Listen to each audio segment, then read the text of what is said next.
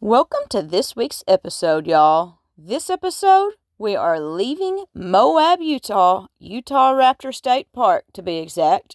We're going to show you our trip from there all the way to Cody, Wyoming, and everywhere in between.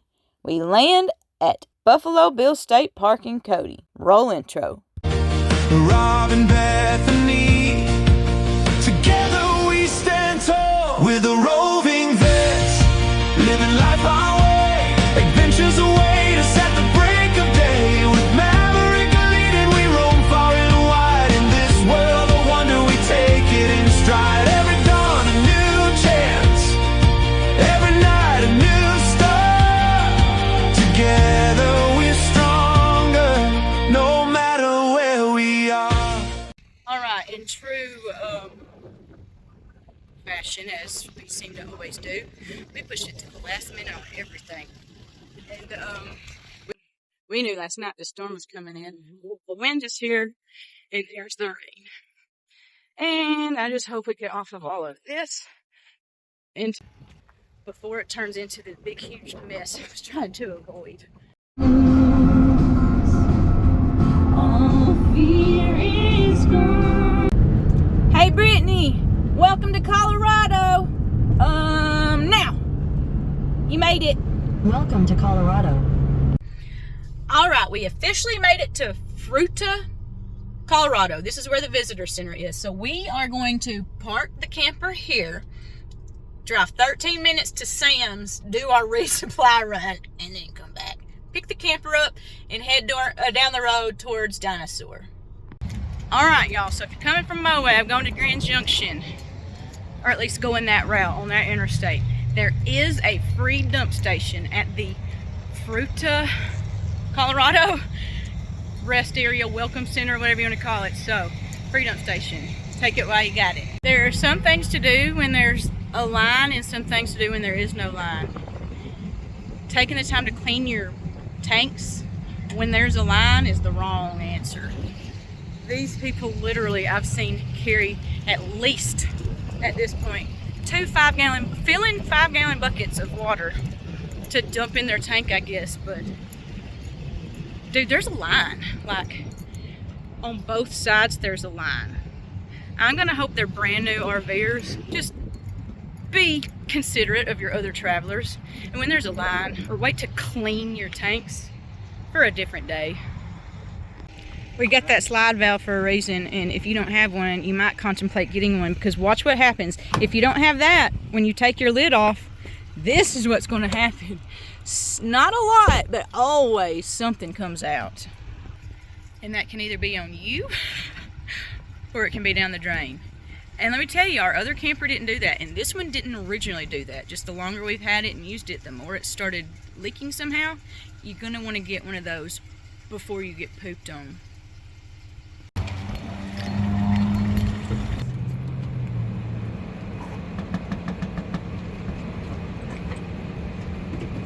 I already know somebody on this video watching is freaking out right now. So, are you team gloves or team no gloves? I will say they do have drinkable water too, non-potable. But really think where you're leaving from here and going, because if you are hitting that road that we're about to hit, you don't want any weight. Any weight. We are about to take the steepest, curviest road in Utah. Thankfully, it's only for 5 miles, but we're going to be about going 15 miles an hour for about 5 miles.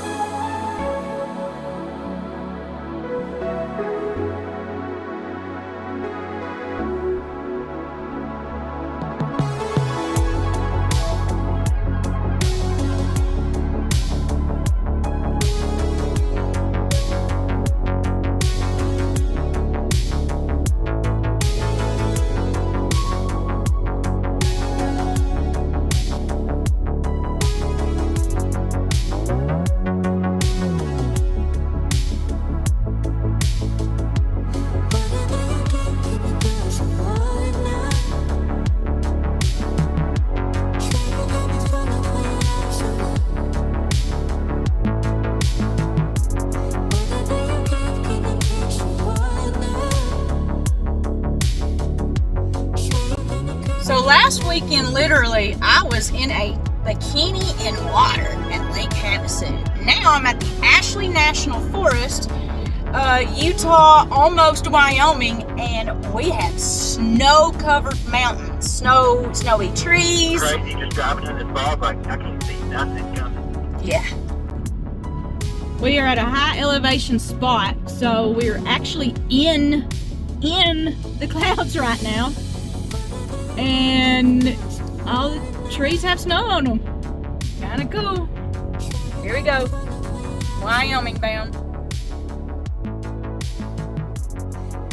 Okay, so this sign, I want to read it. South Pass City, about 4 people, roughly 3 cats, approximately 3 dogs, 7,950 feet in elevation. However, now they have approximately 4 dogs because Maverick's currently. Look, here's dog number 4 right here. He wants to stick his head up so bad. But every time he does, he realizes it's cold. It's freezing out here. South Pass City. The Pioneer Brewery right here. This was the brewery. Wow. What a cool find. We find the coolest things when we just go roaming around sometimes.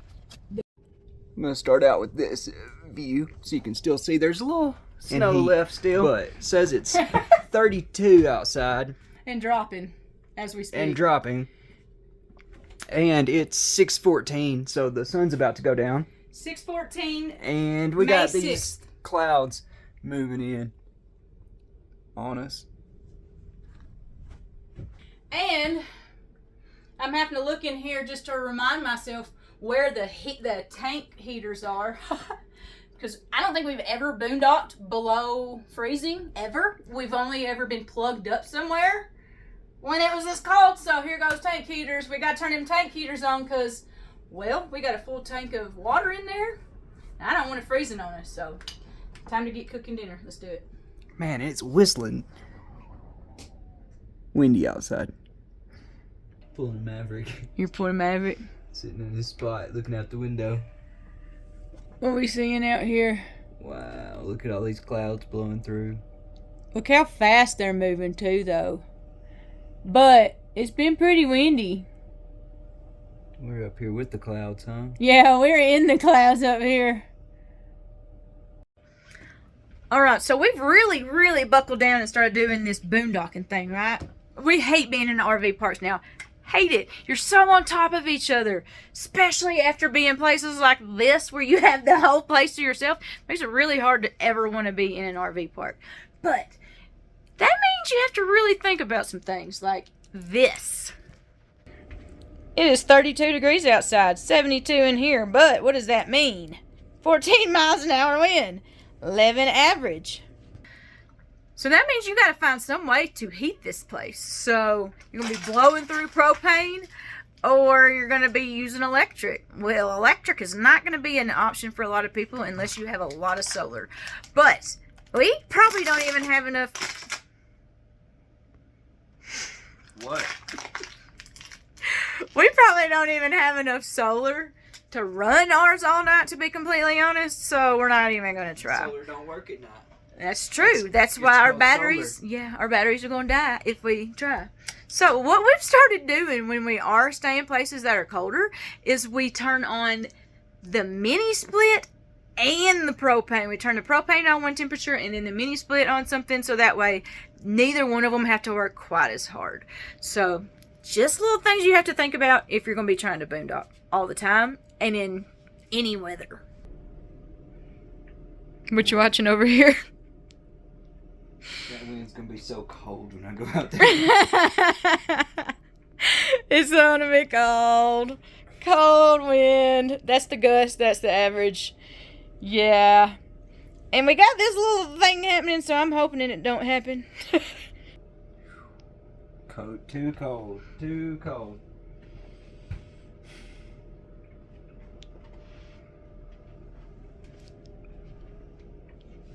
Oh, we also are leaving the slide in the bedroom in, so that way the seals, there's nowhere for it to come in. That way, that's another way we're helping keep this place sealed off. And after I clean up the kitchen from dinner, we are going to pull this slide in because this is the first one that comes in. Then this slide will be in, and no wind can come that way. I don't want my diesel fuel to leak out of my tank, so I'm gonna go make sure it's turned off. But it's freezing. I tried to get him to put on some warmer clothes, but you know he's a boy, so.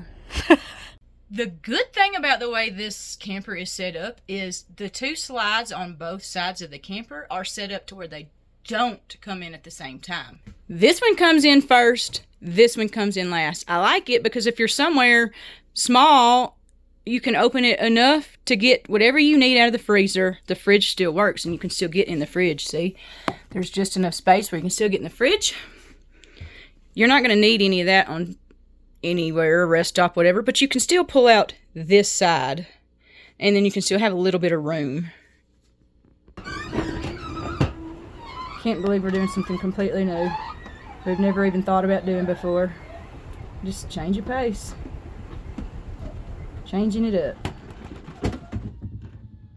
Alright. Now, Rob's out there droning right now. Seeing all the beautifulness. Probably going to see the mine out there. But as soon as he's done, we're out.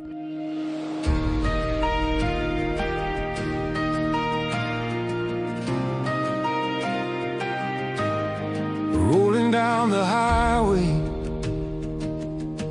just a dusty old road, with a love for the journey and a spirit that glows. Bethany and Rob, with Maverick by our side, with a roving vets, it's a beautiful ride across the mountain peaks, where the snow meets the sky, to the golden sands of dunes, where the eagles fly high. Every turn's an adventure, every mile a new song, in the heart of this country, where we all belong. Oh, we'll drive through the valleys, under the stars, through rivers and lakes, and fields full of scars, with every sunset blazing and dawn breaking free. We find beauty in the journey, that's where we'll always be. From the whispering forest to the flatland plains, with joy in our hearts and the wind in our veins. Each landscape a canvas painted with love, a symphony of nature blessed from above. We've danced in the rain, felt the sun on our face, the heartbeat of America.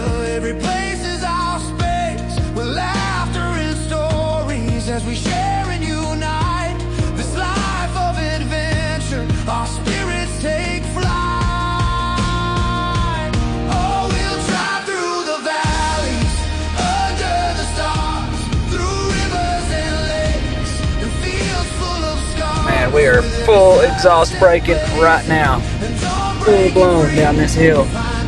Absolutely beautiful. Just come out of the mountains. Snow's transferring to red rock. Wow. This Duramax has showed me some things in America, I'm telling you. I ain't mad about any of it right now. Wow. This is what we're looking at, 7% for the next 2 miles. I think we've probably already been doing 2 miles of this. And we are full exhaust braking right now. Coming out of the mountains here. Woo! Gears are popping. You're holding back the mighty Mo. Highly suggest, if you're going to be pulling something big and heavy, to get that exhaust brake if it's an option for you. Get the diesel engine just for the exhaust brake, really. I don't know why else you would get it, especially because you have to buy the DEF fluid now. Man, beautiful country. This is Wyoming. See what it says. That's at mile marker 61. The dangerous spot yesterday was 128, so we got like 60 more miles, and I'm interested to see what it looks like up here. Getting about 7.5 pulling this trailer. It's about the best we've been able to do. And you have to buy the DEF fluid too, so definitely not getting better fuel economy, that's for sure. There are 3 tunnels from Cody to Yellowstone, and they are all right there in a row, so that was the last of them for us. Buffalo Bill State Park in Cody, Wyoming. Absolutely beautiful. And do you see something amazing? That's our camper. All the next campers are in this other campground. You know what the difference is? We're in the boondocking area because we're capable, and everybody else that's here has to have hookups. So we literally have this place to ourselves, this little campground. Look.